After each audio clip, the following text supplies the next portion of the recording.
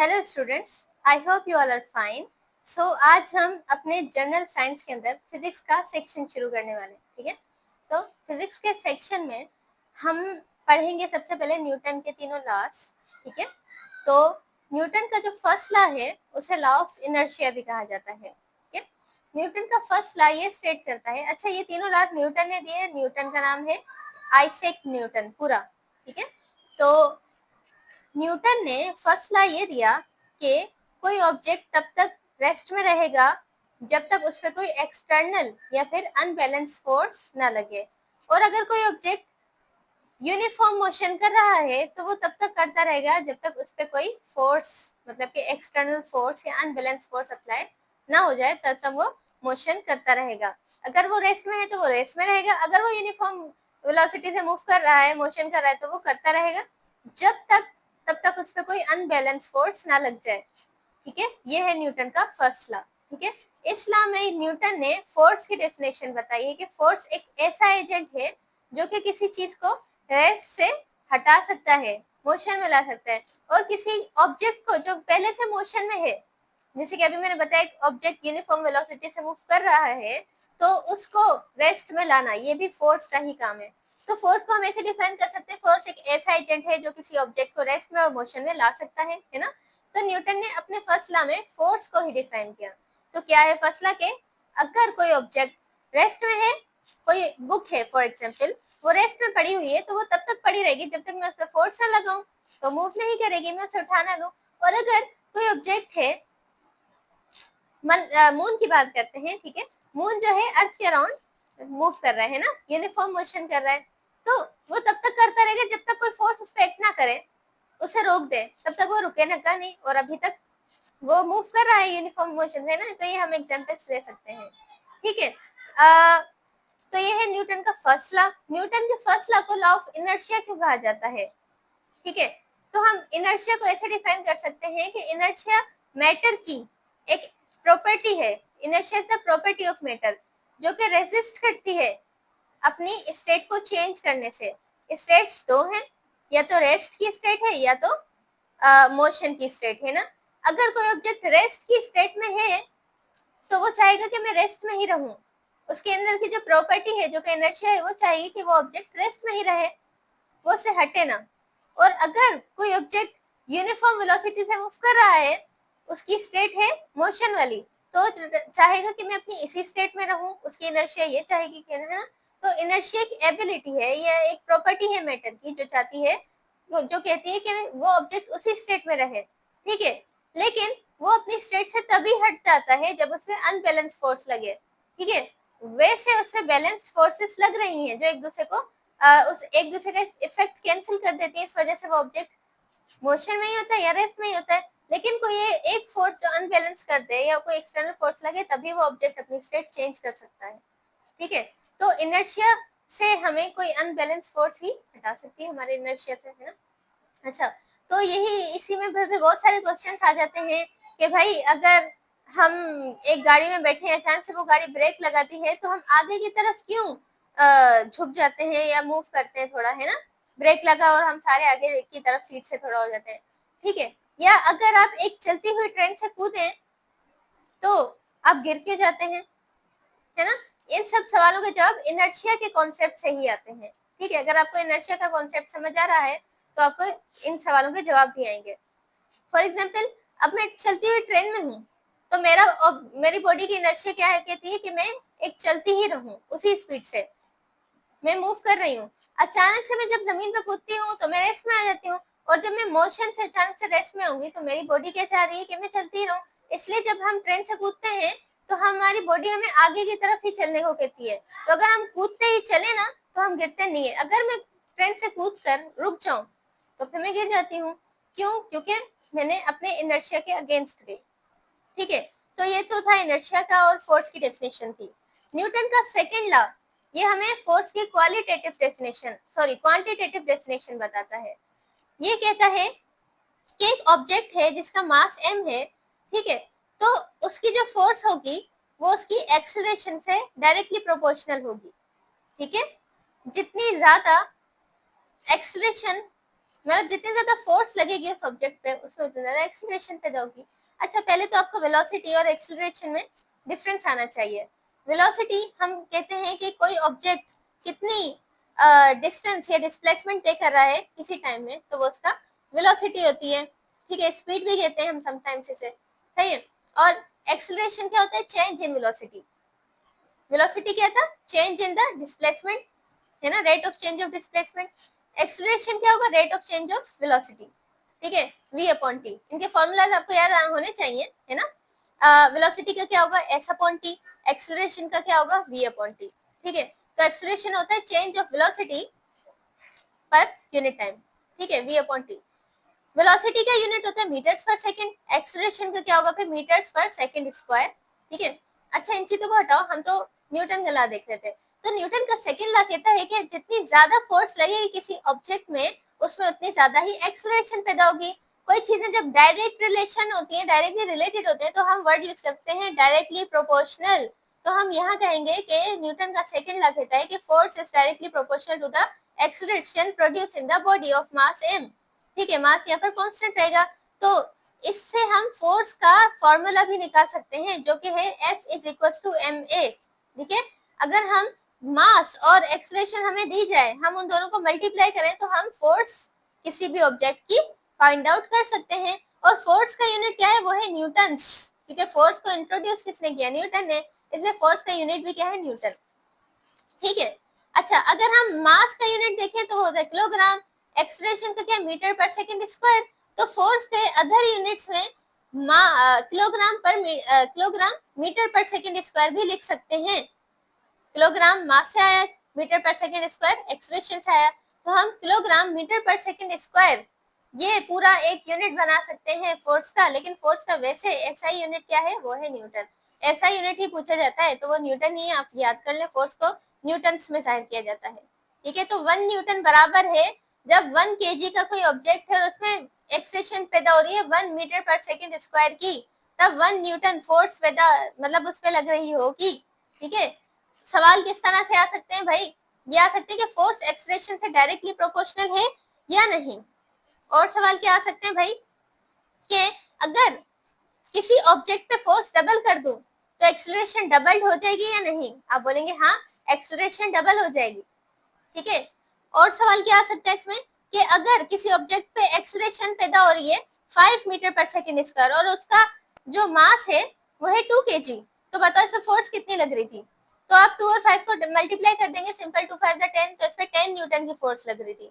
सही है, तो ये बिल्कुल इजी है, बेसिक्स में है। ठीक है, बिल्कुल आसान है मल्टीप्लिकेशन। ठीक है, कैलकुलेटर की कोई जरूरत नहीं है इसमें। इसके बाद न्यूटन का थर्ड लॉ आता है जो बहुत ज्यादा फेमस है और इस पे बहुत कई दफा एमसीक्यूज भी आ चुके हैं, पास पेपर में आ चुका है ये थर्ड लॉ, है ना। तो ये आपको बिल्कुल रट लेना है। ये क्या कहते हैं कि to every action there is an equal and opposite reaction. मतलब कि कोई भी एक्शन है, कोई भी अमल है, उसका रद्द अमल जरूर मिलेगा हमें। अगर मैं बॉल फेंकती हूँ दीवार पे तो वो मेरी तरफ जरूर आएगी। अब यहाँ वर्ड यूज हो रहा है equal and opposite reaction. Equal and opposite का मतलब ये है कि जिस फोर्स से मैंने वो बॉल फेंकी, वो बॉल भी उतनी ही ताकत से मेरी तरफ आएगी। ठीक है, और अपोजिट का मतलब क्या? डायरेक्शन अपोजिट हो जाएगा। अगर मैंने बॉल इस तरफ फेंकी है तो वापसी में बॉल इस तरफ आएगी मेरी तरफ।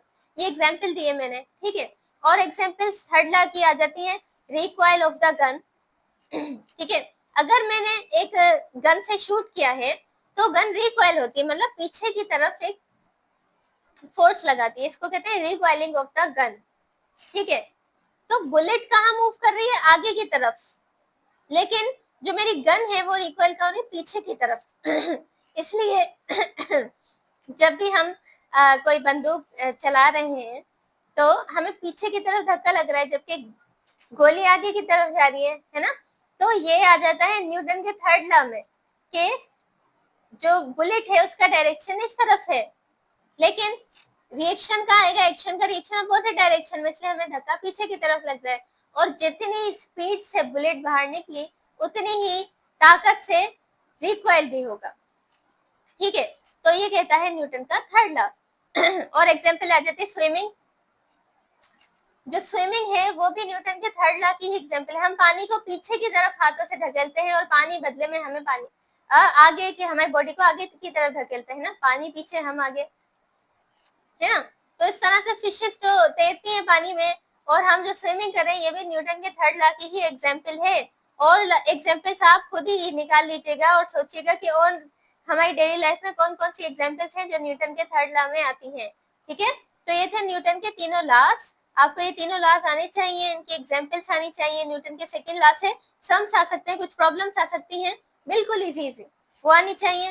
फोर्स का आपको यूनिट याद आना चाहिए, न्यूटन है। डिस्टेंस और एक्सेलरेशन, इन चीजों में आपको पता होना चाहिए क्या होता है, वेलोसिटी क्या होती है, टाइम को सेकंड्स में मेजर करते हैं। ऐसा यूनिट्स आपको सबके याद करने हैं। यूनिट्स बिल्कुल लाजमी चीज है, यूनिट्स को आपको बिल्कुल पक्का करना है अपने। ठीक है, अच्छा भाई, इसके बाद हम गैस के कुछ लॉज हैं उनको देखते हैं। ठीक है, सबसे पहला लॉ है बॉयल्स लॉ, जो कि रॉबर्ट बॉयल ने दिया था। ठीक है, और उसके बाद हम चार्ल्स लॉ को भी देखेंगे, जो कि जैक्स चार्ल्स ने दिया था। ठीक है, तो बॉयल्स लॉ कहता है कि कोई भी गैस है, ठीक है, उसका वॉल्यूम जो है इनवर्सली प्रोपोर्शनल है अप्लाइड प्रेशर के। मतलब अगर किसी गैस के कोई कंटेनर है, उसके ऊपर पिस्टन लगी हुई, अगर हम उस पर प्रेशर अप्लाई करते हैं तो उस गैस का वॉल्यूम कम हो जाएगा। मतलब जितना ज्यादा प्रेशर उतना कम वॉल्यूम, इसलिए इनवर्सली प्रोपोर्शनल है। इनवर्सली प्रोपोर्शनल लफ्ज का मतलब होता है एक चीज बढ़ेगी तो दूसरी चीज कम हो जाएगी।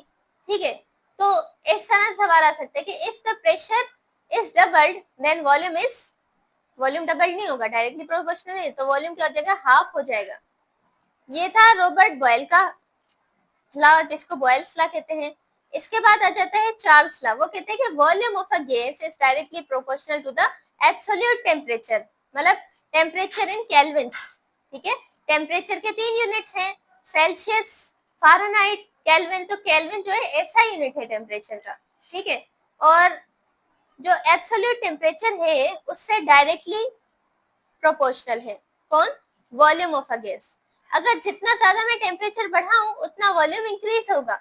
एक मूवेबल पिस्टन है, ठीक है, अगर मैं नीचे से हीट करती हूँ उस बीकर को जिसमें गैस कंटेंट है, तो वो बीकर क्या करेगा, वो गैस के मॉलिक्यूल्स तेजी से मूव करेंगे और वो वॉल्स के ऊपर प्रेशर लगाएंगे, जिसकी वजह से वो पिस्टन ऊपर की तरफ मूव करेगी, जिससे हम ये देखेंगे कि वॉल्यूम इंक्रीज हो गया।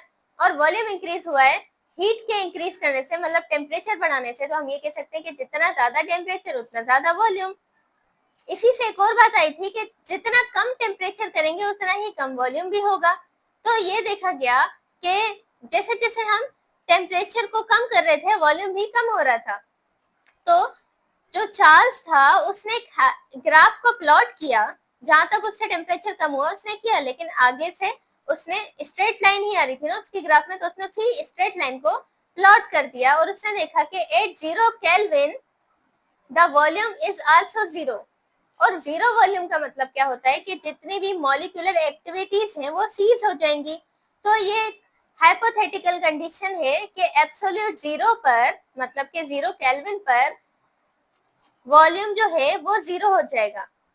और मैटर का वॉल्यूम 0 हो ही नहीं सकता कभी, क्योंकि मैटर की डेफिनेशन में ही हमने पढ़ा है कि मैटर हर वो चीज जिसके पास वॉल्यूम हो और मास हो, है ना। तो जब 0 केल्विन होगा तब वॉल्यूम भी क्या हो जाएगा, 0 हो जाएगा। ये एक हाइपोथेटिकल स्टेटमेंट है जो कि हम चार्ल्स लॉ से निकालते हैं। ठीक है, तो ये थे गैसेस के लॉज। ठीक है, इसके बाद है law of conservation of energy.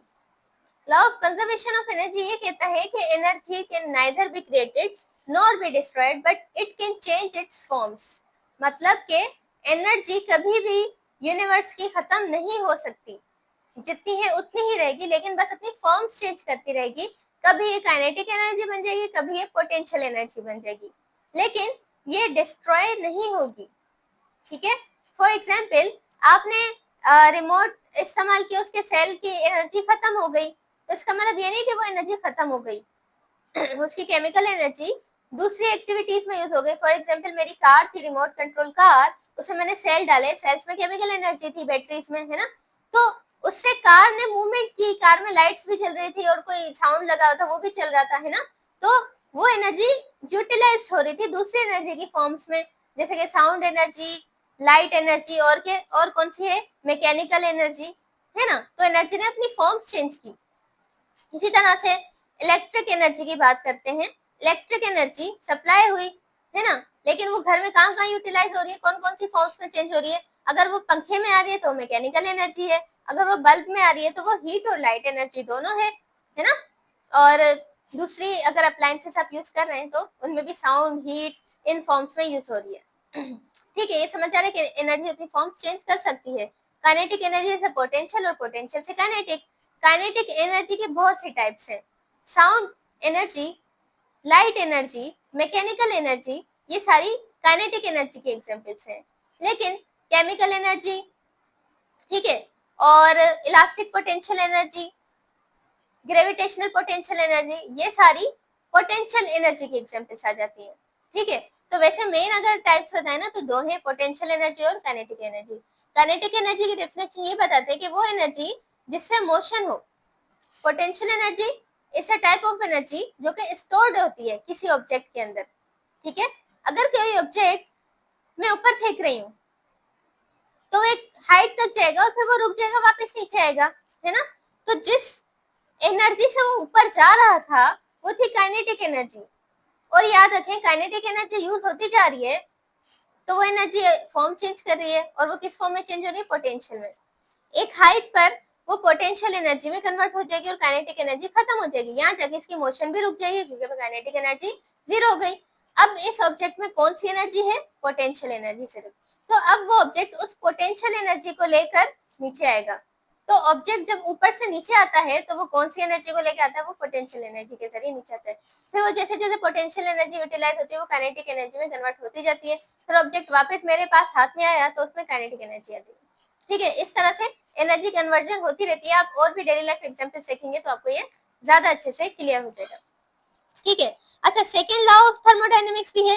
जो फर्स्ट लॉ था वही law of conservation of energy भी है, फर्स्ट लॉ ऑफ थर्मोडायनेमिक्स, है ना। सेकंड लॉ ऑफ थर्मोडायनेमिक्स क्या कहता है कि जो यूनिवर्स है उसकी एंट्रोपी हमेशा इंक्रीज होती है। और एंट्रोपी हम किसको कहते हैं, डिग्री ऑफ रैंडमनेस। ठीक है, तो अगर सवाल है कि सॉलिड्स की एंट्रोपी ज्यादा होती है या लिक्विड्स की या फिर गैसेस की, तो आप किस पे टिक लगाएंगे, गैसेस पे, क्योंकि उसके गैसेस के जो एटम्स या मॉलिक्यूल्स होंगे वो ज्यादा रैंडमली अरेंज होंगे as compare to solids, as compare to liquids, है ना। तो हम यही कहते हैं कि केमिकल रिएक्शंस में भी क्या होता है, एंट्रोपी इंक्रीज होती है, प्लस में वैल्यू आती है एंट्रोपी की हमेशा, और एंट्रोपी को डेल्टा एस से शो किया जाता है। ठीक है, तो सेकेंड लॉ ऑफ थर्मोडायनेमिक्स ये स्टेट करता है कि कोई भी आइसोलेटेड सिस्टम है, या मैं बोलूं कि यूनिवर्स जो है हमारी, उसकी एंट्रोपी हमेशा इंक्रीज ही होती रहेगी। ठीक है, डिक्रीज कभी भी नहीं होगी। किसी भी केमिकल रिएक्शन में कोई चीज बनेगी तो उसकी एंट्रोपी इंक्रीज ही हो जाएगी, मॉलिक्यूल्स और ज्यादा डिसऑर्डर्ड हो जाएंगे, और ये होते ही रहेंगे। ठीक है, तो ये सारे कुछ लॉस थे जो कि आज हमने फिजिक्स के सेक्शन में डिस्कस किए हैं। ठीक है, जिनके अंदर न्यूटन के हमने लॉस देखे और हमने थर्मोडायनेमिक्स के लॉस देखे, इसके अलावा गैस के भी लॉस देखे। ठीक है, तो इनको देखें, इनके नोट्स बनाएं। ठीक है, यूनिट्स को अच्छे से याद कीजिए, और वो ज्यादा इंपॉर्टेंट है ना। और फोर्स का जो फॉर्मूला है F = m है, उसके बाद ज्यादा से ज्यादा प्रॉब्लम्स सॉल्व करने की कोशिश करें। ठीक है, तो इस लेक्चर को अच्छे से सुने, जो चीज समझ नहीं है वो आप मेरे से पूछ सकते हैं। All the best.